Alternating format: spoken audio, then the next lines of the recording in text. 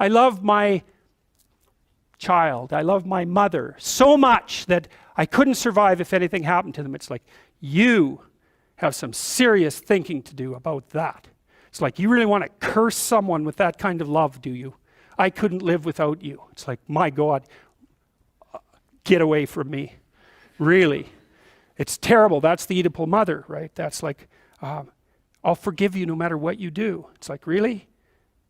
No matter what I do, eh? You are not my friend.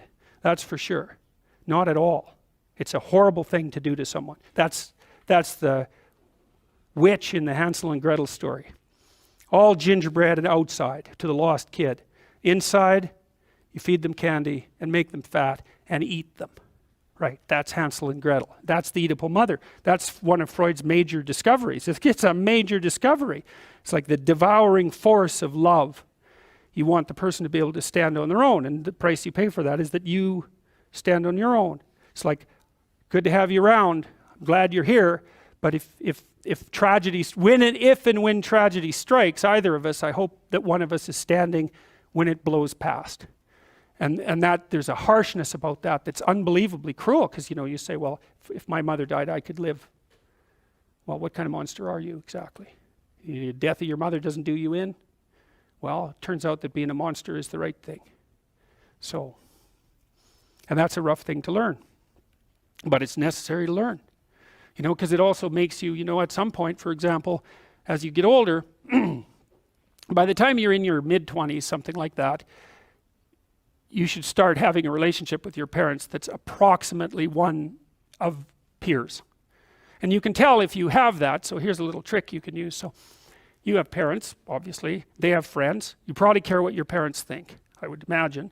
Do you care what their friends think of you? And the answer to that is, well, not nearly as much. And so then I would say, well, why do you care what your parents think of you then? They're the same people. You know what I mean? It's just luck of the draw that your parents are someone else's kids' friends. They don't think the same way about them that you do. Well, that's where you see that you have a projection, right? If by the time you're 30, if what your parents think of you matters more than what, say, a random set of their friends think of you, then you've still got your parents confused with God. That's one way of looking at it.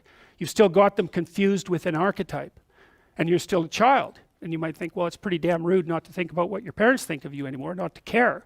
It's like, yeah, it's kind of rude, but maybe you'll be useful for them when they get old. And that's a much better form of caring. It's like you're going to be independent enough and strong enough and detached enough so that when the power dynamic shifts, which it will, that you'll be the person that can carry things forward.